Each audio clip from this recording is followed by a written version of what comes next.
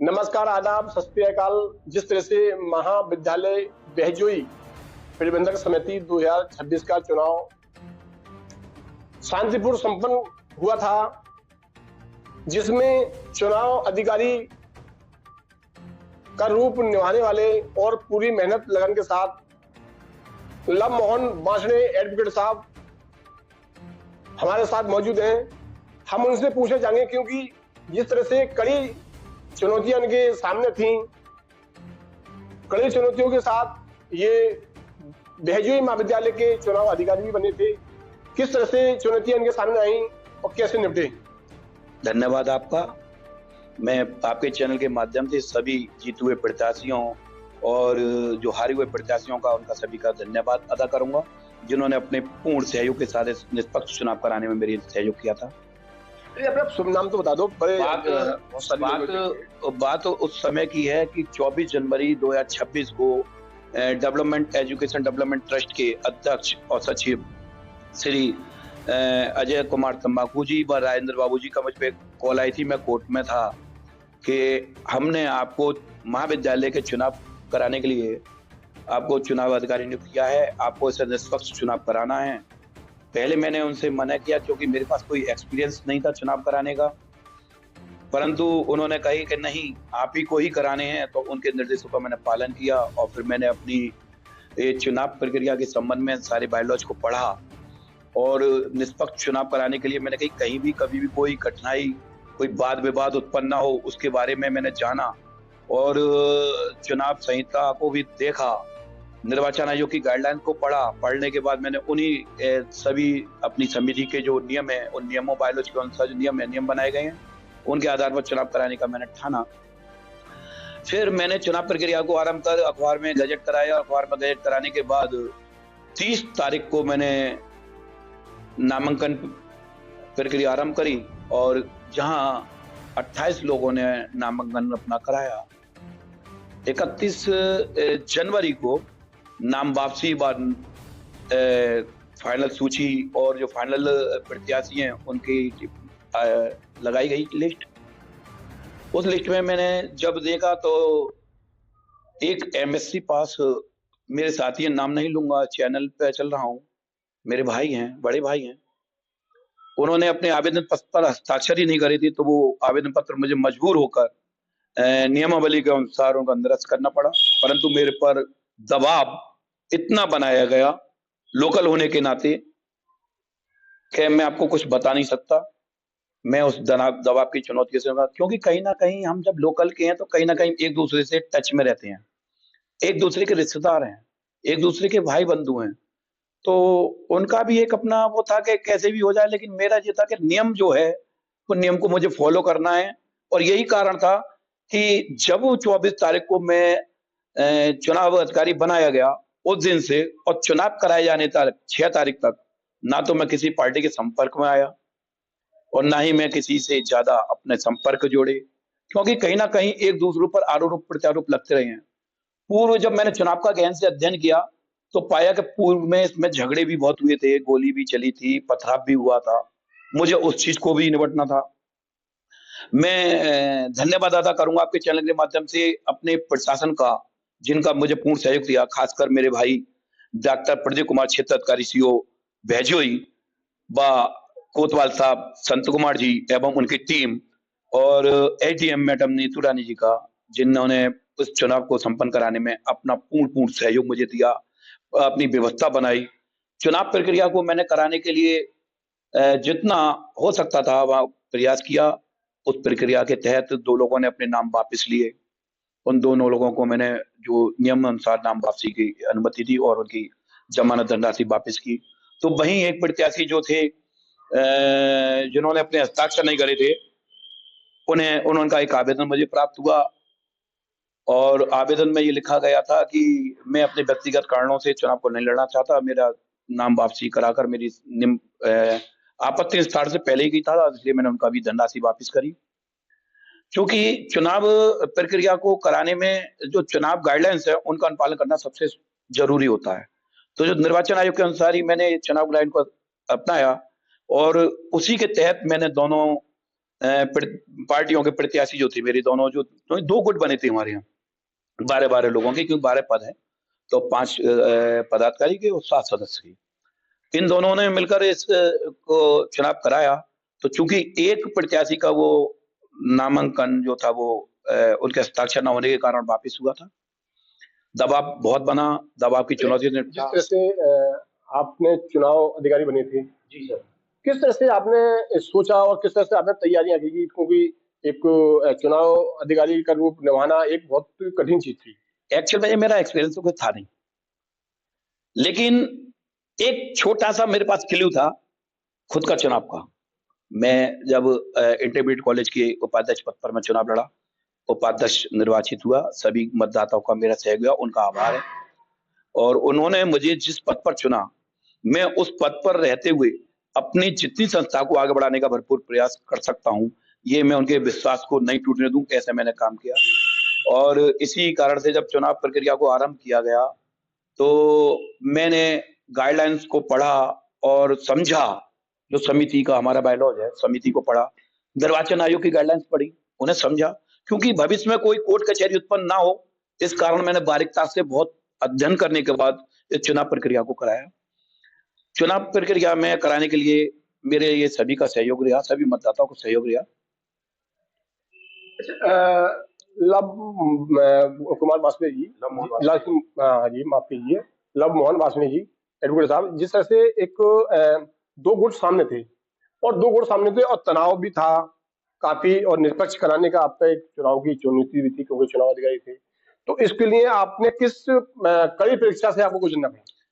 देखिएगा, चुनाव की चुनौतियों से आगे बढ़ना ही एक अपने आप में वो है।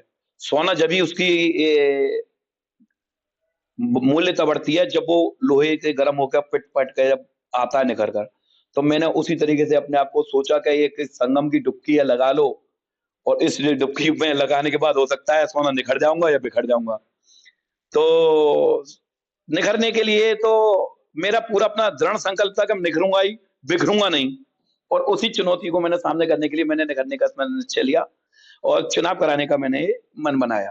अच्छा, सुरक्षा की अगर बात की जाए, सुरक्षा भी था, विवाद भी बहुत था, और उसके बीच में आपने एक चुनाव अधिकारी का रूप अपने अपनाया है। तो जिस तरह से आपने जिम्मेदारी निभाई, सबसे बड़ी जिम्मेदारी कठिन थी, क्या कहते?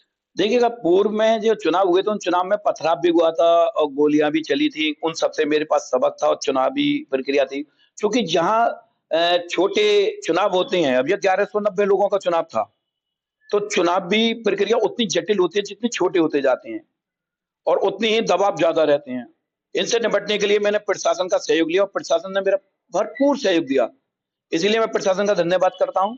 और कोई भी मुश्किल प्रशासन ने मेरे सामने ऐसी नहीं आने दी कि इन लोगों से कोई बात हो। जहां तक चुनाव प्रचार का सवाल था, तो मैंने पहले ही दोनों पार्टियों की मीटिंग करके ये बताया था कि जो मेरा प्रेसमिस है, इंटरमीडिएट कॉलेज और डिग्री कॉलेज का प्रेसमिस है, उस प्रेसमिस में कोई भी किसी प्रकार का मतदान संबंधित ना तो आप विज्ञापन लगाएंगे और ना ही वह मतदान के लिए कहेंगे, क्योंकि चुनाव प्रक्रिया मेरी वहां से चालू होती है जहां से मेरे मतदाता की लाइन चालू होती है, वहां से मेरी चुनाव प्रक्रिया चालू होती है। और जहां तक मतदाता वोट करके नहीं निकल जाता, वहां तक वो मेरी चुनाव प्रक्रिया का एक भाग है। अच्छा, हमने देखा भी है, जैसे लव कुमार जी, मोहन जी, हमने देखा भी था और हम जी थे, आपने किस तरह से वहां पर जो है 100 मीटर दायरे में ले जाकर व्यवस्था बनाई थी आपने, और जिस तरह से बैरिकेड लगाया था, आने का जाने का अलग था, आपने अलग अलग 3 बूथ भी बनाए थे, क्योंकि जिस तरह से कागज में था, हमने देखा था 3 बूथ बनाए थे, पुलिस प्रशासन बहुत चौकी था, मोबाइल की भी एंट्री नहीं थी, तो इससे ये भी चुनौती बहुत थी आपके लिए। देखिएगा, बूथ को मतदाताओं को कैसे सुगमता से हम मत डलवाएं, ये सबसे बड़ी चुनौती होती है। हमारे यहाँ मतदाता जो थे वो चूंकि ये स्कूल काफी पुराना हो चुका है, मेरे पिताजी से पूर्व, मेरे पिताजी भी स्कूल कॉलेज के पढ़े, आप समझिएगा तो कितना पुराना स्कूल है। तो इस स्कूल के वायुवृद्ध जो हमारे मतदाता थे, जो हमारे इसके ट्रस्टी थे, उन ट्रस्टियों का चुनाव कराने के लिए उनको कोई परेशानी ना हो, इसलिए मैंने इसकी जो सुविधा बनाई थी वो बनाई थी इंटरमीडिएट कॉलेज के जो बैक डोर है, उस बैक डोर से डिग्री कॉलेज में एंट्री, जो 32 फीट की गैलरी है, उस गैलरी का इस्तेमाल मैंने किया। बाहर मैंने बैरिकेडिंग कराई, मतदाताओं को लाइन में लगकर कोई परेशानी ना हो, ऐसी सुगमता के लिए मैंने जो मतदाता की लाइन यहाँ से शुरू हो रही थी, वहाँ 2 मेरे सेवानिरत बैंक के अधिकारी कर्मचारी थे। उनका मैं सहयोग के लिए बहुत-बहुत धन्यवाद अदा करूँगा। उन्होंने अपनी पूर्ण भूमिका निःशुल्क निभाई। वहाँ पर दोनों प्रत्याशियों की टीम के 2-2 व्यक्ति खड़े थे जो ये चेक कर रहे थे कि ये जा रहा है वही व्यक्ति है या नहीं। उसके बाद उन्हें आगे वो पर्ची लेकर कंप्यूटर रूम पे जाना था। कंप्यूटर रूम में मैं उनका रिकॉर्ड सुरक्षित कर रहा था और ऑनलाइन 6 कैमरों से, जिसमें 2 मेरे लाइव कैमरे चल रहे थे, 4 मेरे सीसी कैमरे थे, उनमें उनका रिकॉर्ड रखा जा रहा था जिससे कोई भी मतदाता फर्जी ना आए। उसके लिए उनकी बायोमेट्रिक कराई जा रही थी। बायोमेट्रिक कराने के बाद वो मेरे मतदान केंद्र पर अपने बूथ बाई बूथ आए थे। मैंने 3 जो बूथ बनाए थे, 1 से 400 नंबर, 400 मतदाता, 401 के लेके 800 मतदाता और 800 लेके 1190 तक। अच्छा लमोहन जी, जिस तरह से देखा गया था कि आपने एक आईडी प्रूफ आपने जो है अनिवार्य कर दिया था कि जो भी महाविद्यालय के सदस्य होगा वो एक आईडी प्रूफ जरूर लेके आएगा जिससे हम पुष्टि कर पाएंगे। साथ ही साथ वहां पर 4 या 5 कंप्यूटर थे जो कि बायोमेट्रिक कर रहे थे, तो ये भी एक बहुत बड़ी चुनौती थी। एक्चुअल में क्या था कि निर्वाचन आयोग की जो मैंने गाइडलाइन पढ़ी थी, उसमें निर्वाचन आयोग की गाइडलाइन में उन्होंने लिखा है एक शब्द फोटो युक्त पहचान पत्र, जैसे आपका पासपोर्ट, आधार, बैंक पासबुक, ड्राइविंग लाइसेंस आदि उन्होंने जो लिखे हैं।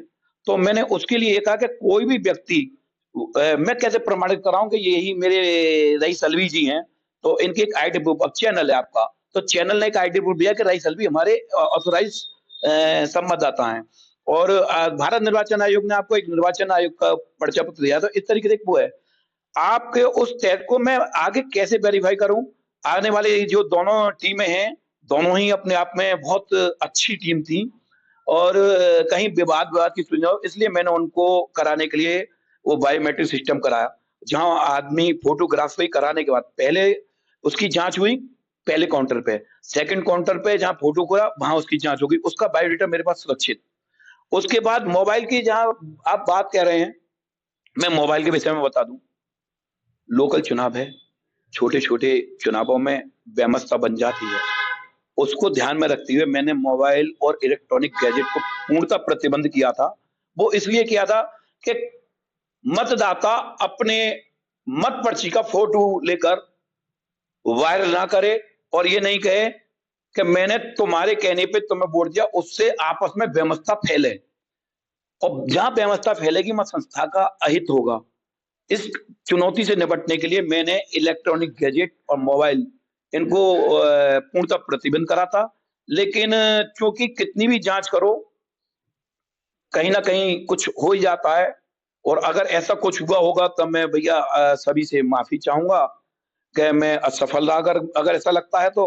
लेकिन मैंने अपनी तरफ से पूर्ण इसमें भूमिका निभाई कि कहीं भी कोई इलेक्ट्रॉनिक का प्रयोग ना किया जाए।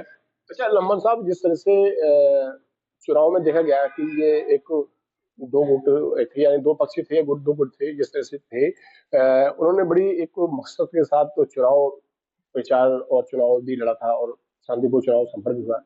लेकिन पीछे पूर्व में ये भी सुना गया था कि बड़ी यहाँ पर लाठियां चली, डंडे भी चले थे, मारपीट भी हुई थी। तो आपको लिए तो एक ये भी बड़ी चुनौती थी। हाँ, बिल्कुल चुनौती थी और इसीलिए मैंने डायरेक्टली अपने पुलिस अधीक्षक श्री कृष्ण कुमार बिश्नोई जी से मिलकर मैंने इसका पत्र दिया था कि मुझे जो है चुनाव कराने में प्रशासन का सहयोग चाहिए और मैं के बिश्नोई जी का बहुत ही आभार व्यक्त करूंगा। उन्होंने बिना कोई क्षण गवाए तुरंत सीओ भैजोई डॉक्टर प्रदीप कुमार जी को आदेशित किया कि वह तत्काल इसका पूर्ण प्रबंध करें और मुझसे पूछा भी था एसपी साहब ने कि आपके चुनाव में कितने मतदाता भाग लेंगे। मैंने उनको संख्या भी अवगत कराई थी और सीओ साहब ने भी मेरा पूर्ण सहयोग करते हुए तुरंत उस पर आदेश थाना बैजुई को किया था और पर्याप्त मात्रा में फोर्स उपलब्ध कराने के आदेश किए थे। बीच में एक मुद्दा आया था, एक पक्ष को यह लगा था कहीं चुनाव प्रभावित ना हो, वह जिलाधिकारी से मिले, जिलाधिकारी ने आश्वासित किया और एसडीएम नीतू सिंह को नामित किया चुनाव के लिए कि देखें कहीं कोई गड़बड़ी ना हो। क्योंकि मैंने पारदर्शिता पहले से इतनी तय कर रखी थी जहां शक की कोई गुंजाइश ना हो। मैंने देखिएगा, एक आपने देखा होगा इंटरमीडिएट कॉलेज में मैंने बहुत बड़ी एलईडी लगाई थी, सिर्फ इसलिए कि मेरा डिग्री कॉलेज में जो मतदान हो रहा है उसका एक आपने देखा होगा, इंटरमीडिएट कॉलेज में मैंने बहुत बड़ी एलईडी लगाई थी, सिर्फ इसलिए कि मेरा डिग्री कॉलेज में जो मतदान हो रहा है उसका लाइव प्रसारण आप इंटर कॉलेज बैच में अपना देख सकें, बैठ के देख सकते हैं, बिल्कुल आराम से बैठे देखें। और कोई छोटी एलईडी नहीं थी, बहुत जिससे कोई ये समझे कि था मैं एलईडी के आगे खड़ा हो जाऊं तो ऐसे नहीं दिखे। मैंने इतना बड़ा जैसे पिक्चर हॉल की स्क्रीन होती है उस टाइप से एलईडी लगाई थी। और जो डिग्री कॉलेज का जो परिसर है उस परिसर में मतदाता की गैलरी मैंने बैरिकेडिंग के जरिए से अलग करी थी, क्योंकि केवल मतदाता इंटरमीडिएट कॉलेज से घुसने के बाद मतदान करने के बाद ही बाहर निकलेगा, उसका मैदान से कोई बल नहीं। मैदान में जो मेरे 23 प्रत्याशी अथवा उनके एजेंट खड़े थे उनके लिए एक एलईडी की व्यवस्था अलग से थी।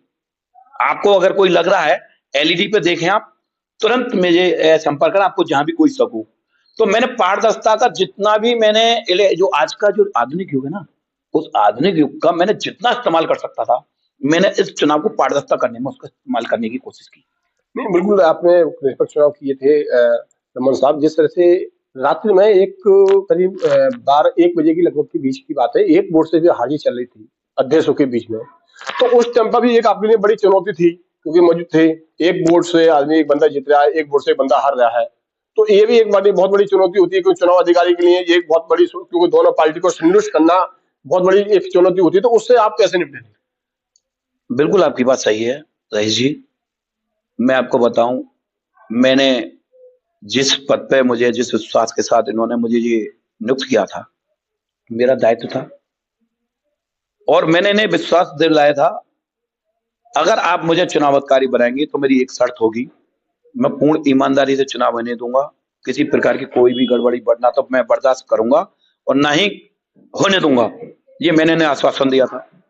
अब चूंकि जो एक वोट वाली बात आ रही है, मैं आपको बताऊं 1190 वोट में से 1127 वोट पड़े थे। ठीक सर। अच्छा, अध्यक्ष पद पर अगर आप इसकी विस्तार से बता दें। मैं वो बता रहा हूं, अभी अध्यक्ष पद पर जो थे वो 1119 वोट पड़े थे। 10 वोट नहीं, 1117 वोट पड़े थे और 10 वोट जो थे वो निरस्त थे। मैंने उनका 10 किया। अब मुझे चुनौती थी कि 1117 कैसे करूं, जहां एक वोट की बात आ रही है वो थे 1116। चूंकि मेंबर की भी काउंटिंग कर रही थी, मैंने एक सुपरवाइजर हर बूथ पर रखा था और ये कोशिश करी गई थी कि जो पदाधिकारी का वोट है वो पदाधिकारी वाले ही बैलेट बॉक्स में पड़े और जो सदस्य का वोट है उसमें पड़े। लेकिन फिर भी वोट की गड़बड़ी हो गई, वो उसमें सदस्य वाले में उसका पड़ गया। अब चूंकि एक वोट नहीं मिल रहा था तो मेरा दायित्व था कि मैं उस एक वोट को ढूंढ के दूं, ये मेरी जिम्मेदारी थी और मेरे सामने चुनौती भी थी। 6 राउंड मेंबर के थे, जिसमें 4 राउंड, चौथा राउंड चल रहा था। यहाँ काउंटिंग का एक वोट का जब इश्यू आया तो मैंने मेंबरों के सामने ही जाकर मेंबरों से निवेदन किया कि भाई साहब, मैं आपकी जो है दोनों मत पेटियां एक साथ पलट दे रहा हूं, आपकी तो काउंटिंग होनी है, वो आप सामने बैठे हो, ठीक है। उनकी अनुमति लेकर मैंने दोनों मत पेटियों को पलटवाया, लेकिन उसमें भी वो वोट नहीं मिला। चुनौती मुझे लिए और कठिन हो गई, बहुत कठिन चुनौती थी। कोई एक वोट का इधर से उधर होना, तो एक सवाल भी खड़ा, एक वोट से जीत रहे थे और एक सवाल भी खड़ा होता है कि एक वोट आखिर गया कहां। अब मजबूरी हो गई। अब आ रही थी रिकाउंटिंग कराने की बात, नहीं रिकाउंटिंग, रीचेकिंग और रिकाउंटिंग। अब बड़ी चुनौती थी। तो जो मेरे साथी थे श्री दीपेंद्र कुमार टिंकू सेठ जी, अध्यक्ष पद के प्रत्याशी जी, उन्होंने रिकाउंटिंग के लिए कहा। दूसरे पक्ष पर श्री विनोद कुमार नेताजी के पक्ष ने उसका विरोध करना चाहा। मैंने दोनों को सामंजस्य बैठाने के लिए कहा और एक विनम्र निवेदन मैंने दोनों से कहा, जिन्होंने मेरा विनम्र निवेदन स्वीकारा, उनके लिए भी दोनों धन्यवाद के पात्र हैं, कि अगर आप एक वोट से जीते हैं तो एक वोट से ही जीते रहेंगे और अगर टिंकू सेठ का एक वोट कम है तो एक वोट कम ही रहेगा। लेकिन मेरे सामने एक चुनौती है कि वो एक वोट गया कहां। यदि कोई मतदाता अपनी जेब में रख गया, ले गया, तो उसका तो मैं स्पष्टीकरण नहीं दे सकता। अगर वो पत्र कहीं भी इधर उधर हुआ तो उसकी लायबिलिटी मेरी है। और इसी के तहत मैंने जब दोबारा उनकी गिनती शुरू कराई तो गिनती कराने में देखा कि जल्दबाजी के कर्मचारियों के उसमें या तो पेपर चिपक गया, हो गया कुछ हो गया। जो गड्डी 50 की बनी थी उसमें 49 शब्द लिखा हुआ था, 49, जब उस मतपत्र को मैंने गिना 50, दिमाग ठनका। एक समय तो मेरे समय ऐसा आया क्योंकि मैं सुबह 6 बजे जब पहुंच गया था, भूखा प्यासा, 1 कप चाय पीने के बाद और 1 चना का पत्ता खाया बस पूरे दिन में। अब मेरा दिमाग थकान के मारा और इससे टेंशन में बड़ा गुजर रहा था।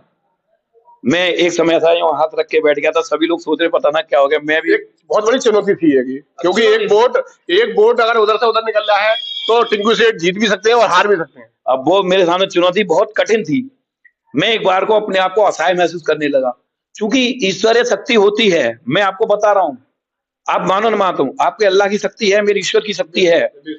तो ईश्वरीय शक्ति मेरे साथ थी, उसने मुझे अपनी हिम्मत दी और हिम्मत देने के बाद मेरे दिमाग में बुद्धि दी। बल बुद्धि विद्या देव हरिओं करे प्रकार, ये हमारे यहाँ जय हनुमान ज्ञान सागर में है। तो वो ही मेरी बल बुद्धि के लिए काम किया और बुद्धि ने काम करने के बाद जब मैंने देखा तो वो 49 वोट बार 4 बार गिरने पर 50 ही बैठे। वो 1 वोट और बढ़ा और विनोद नेताजी को मुझे विजयी घोषित किया। और विजय घोषित करने के उपरांत ईमानदारी से जो निष्पक्ष चुनाव मेरे सभी प्रत्याशियों का ने जो मेरा सहयोग दिया, वास्तव में वो दोनों ही मेरे प्रत्याशी का मेरे दिल से आभार है। और जिन्होंने मेरी आलोचनाएं की उनका भी मैं तहे दिल से आभार व्यक्त करता हूं कि जहां तक अगर जामन जी हनुमान जी की शक्तियों को ना जगाते तो शायद ही वो लंका जला के आते। ऐसे ही अगर आलोचक मुझे नहीं आलोचना करते, मेरी आलोचना करके मुझे आगे न बढ़ाते तो शायद ही मैं इतनी जटिल कठिनाइयों से उनका सामना दृढ़ता के साथ नहीं कर पाता। अच्छा मोहन साहब, ये बताइए, जिस तरह से एक जो चुनाव के दौरान जो सियाई थी, वो एक अनोखी सियाई थी, क्योंकि जिस तरह से चुनाव आयोग द्वारा जब चुनाव होता है विधानसभा का, लोकसभा का, ये नगर पालिका का, तो वो सियाई लगाते हैं और वो सियाई छूटती नहीं है 8-10 दिन। वही सियाई का आपने इस्तेमाल किया, तो ये सियाई आपने कहाँ से आपकी मांडी में आई और कहाँ से राइज खरीद गई? नहीं, खरीद के नहीं। देखिएगा, मैं कहूंगा इसके लिए मैं आपका निर्वाचन कार्यालय का बहुत बहुत धन्यवाद अदा करूंगा। था क्या कि पहले चुनाव में मार्कर से पेन लगाते, निशान लगाते थे। अब मार्कर क्या था, जो फर्जी वोटिंग करने वाले वो मार्कर को तुरंत हटा लेते थे और हटाने के बाद उससे वो दोबारा वोटिंग करने के लिए चले जाते थे। अब मैंने निर्वाचन आयोग से एक प्रार्थना पत्र देकर एक निवेदन किया कि मुझे अगर ये हो सके तो मैं ये स्याही उपलब्ध करा दे, जिससे मैं अपने पारदर्शिता को और सुगमता पूर्वक बना सकूं। निर्वाचन कार्यालय द्वारा मेरे आग्रह को स्वीकार कर उन्होंने मुझे 2 शीशियां उपलब्ध कराई। उन 2 शीशियों के माध्यम से मैंने 1000 वोटों को कराने के लिए कहा। अब चूंकि वो स्याही को हम बांटते हैं तो सभी के वो हो जाता है, तो फिर वो आती है। इत्तेफाक के चुनाव की बात है कि जो लोकसभा और राज्यसभा उसके चुनाव हुए थे, उस चुनाव का जिसपे एक मेरे मित्र पर ठेका था, ठीक है ना, उन पे एक जब वो अपना उठा कर लाते हैं सारी चीजें, तो उसमें एक इंक शीशी उनके पास थी। उनके बाद मेरे पास कॉल आई थी, तुम्हें इंक शीशी की जरूरत तो नहीं है? अरे मैंने कहा मुझे तो बहुत जरूरत है भाई। तो जहां मेरी दृढ़ शक्ति थी और ईमानदारी से कराने का मेरा संकल्प था, जो इतने भी मैंने, चूंकि मैंने दोनों पार्टियों का कोई भी लोभन प्रलोभन स्वीकार नहीं किया, तो ईश्वरीय शक्ति मेरे साथ हो गई थी और वो ईश्वर शक्ति मेरे इस चुनाव कराने में मेरा सहयोग प्रदान कर रही थी। तो मैं कहूँ उनकी तरफ से एक इंक आई, तो तीनों बूथ पर मैंने एक इंक लगा कर कराई और यही कारण था कि 390 वोट जो है बूथ संख्या 1 पर पड़े, बूथ संख्या 2 पर 377 और बूथ संख्या 3 पर 360, 1127 मत पर पड़ी। और आपको मैं बताऊं, इस चुनाव को पारदर्शिता बनाने में मैंने सीसीटीवी कैमरे और इनका तो सहारा लिया ही, साथ साथ मैंने उन चुनौतियों से निपटने के लिए ये दोनों पार्टियों को विश्वास कराया था कि मैं एक वोट की भी हेराफेरी इधर से उधर नहीं होने दूंगा। और इस कारण ही उनके द्वारा जो बाहर कंप्यूटराइज पर्चियां निकली थी 1127, मेरे जो वोट पड़े वो भी 1127, बाहर जो लिस्ट बनी 1127, और वोट जो खुले जहां एक वोट का जो सवाल आया था कि एक वोट गया कहां, वो भी मैंने 10 मत निरस्त कराने के बाद 1117 यानी 1127 का ही पूरा टोटल दिया। अब चुनाव के इतिहास में, महाविद्यालय के चुनाव के इतिहास में या इंटरमीडिएट कॉलेज, मतलब हमारे कॉलेज हमारी संस्था के चुनाव के इतिहास में ये पहला मेरे हिसाब से रहा होगा। बाकी मेरे बड़े बुजुर्गों को पता होगा, जहां तक मैं समझता हूं मेरे इतिहास में पहला ही है कि पूरे वोट का एक एक वोट का गिनती मैं दे पाया। इसके लिए मैं सभी मतदाताओं का तहे दिल से आभार और बहुत धन्यवाद व्यक्त करता हूँ। अच्छा लम्बोड़ साहब, जिस तरह से आपने एक चुनाव अधिकारी बने थे, चुनौतियों भी आपने आपके सामने आई, आप उससे निपटे भी थे, लेकिन उसी दौरान जैसे ही महाविद्यालय रविंद्र समिति का चुनाव खत्म हुआ, अब तो आरोप प्रति आरोप लगने शुरू हो गए, और जिस तरह से लगने शुरू हो गए कि सोशल मीडिया पे, फेसबुक पर, अलग अलग इंस्टाग्राम पर बहुत ही एक आपके प्रति जो है बहुत सारी उछल रही थी, तो वो भी एक चुनौती थी, उसको किस तरह से देखते हैं? देखिएगा, वो जो चुनौती थी ना, वो चुनौती नहीं थी, वो लोगों की शंका थी। लोगों की शंका थी कहीं मैं किसी गुट से मिलके चुनाव का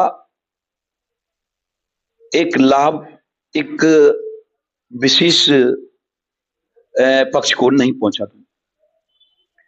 फेसबुक पर इन्होंने नलगरम बातें मेरे लिए करी, मैंने उसका कोई भी नहीं करा, चूंकि मेरे सामने लक्ष्य था चुनाव निष्पक्ष कराने का। मैंने आपको बताया कि मेरे एक साथी थे, मेरे बड़े भाई, जो उसमें सदस्यता के लिए फॉर्म भरे थे, जब आवेदन पर साइन ही नहीं थे तो मैं उनका फॉर्म कैसे एक्सेप्ट करता।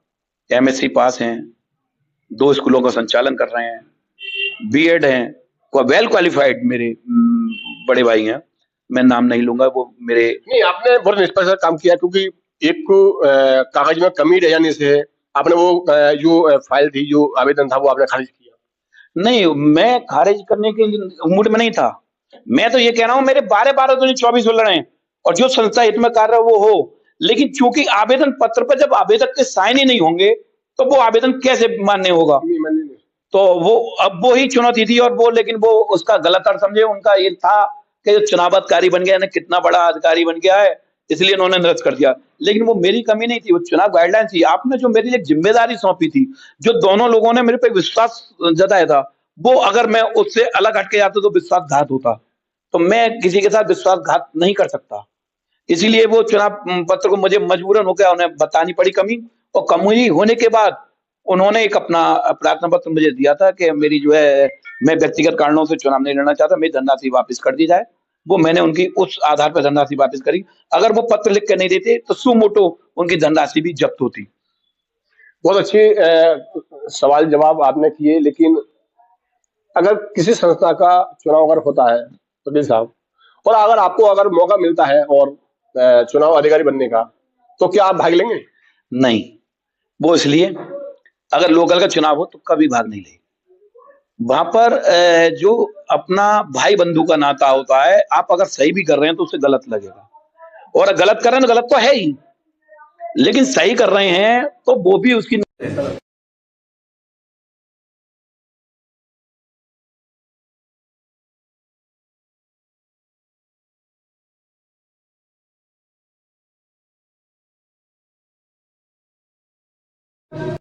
दोनों पार्टी के कुछ सदस्य हारे, कुछ जीते। अब जो महाविद्यालय के प्रबंधन समिति के चुनाव के संबंध हो गए, अब दोनों सचिव या जो अध्यक्ष थे, दोनों के हारने वाले जीतने वाले के लिए क्या संदेश देना चाहेंगे? देखिएगा, मेरे जीतने वाले सभी प्रत्याशियों को शुभकामनाएं, और हारने वालों को उनसे ज्यादा शुभकामनाएं। क्यों? उसका रीजन है, हारने वाले प्रत्याशी अगर ये नहीं करते तो एक निष्पक्ष चुनाव नहीं हो पाता। हारने वालों का मेरा सबसे ज्यादा सहयोग था, और जो हारा कोई नहीं है, हारा मेरी दोनों में से कोई नहीं है। दोनों ही मेरे प्रत्याशी, दोनों ही मेरे अपने साथी, दोनों ही मेरे अपने संस्था के ट्रस्टी हैं। दोनों ही, मैं दोनों से ही निवेदन करूंगा कि आगामी जो भी कार्य जो हैं संस्था हित में हो सकते हैं, दोनों मिलकर एक दूसरे का सहयोग करें। और मैं तो चाहूंगा कि जो सपने मुझे पद पर बैठाने के बाद मैंने देखे, मैं उन्हें खरा करने की कोशिश कर रहा हूं, उतर रहा हूं। और चूंकि कार्यकाल मेरा अधिक हो चुका है, बिना किसी कारण के देरी हो रही है, तो मैं तो चाहूंगा कि मेरी इंटर कॉलेज का भी चुनाव हो, और उसके भी भविष्य के बारे में सोचा जाए। और जो महाविद्यालय का हमारा जो नया जो प्रोजेक्ट चल रहा है, क्योंकि बच्चे हमारे महाविद्यालय में अधिक हैं और संस्था अधिक होने के कारण हम पे स्पेस की कमी है। छोटा फील्ड जो हमने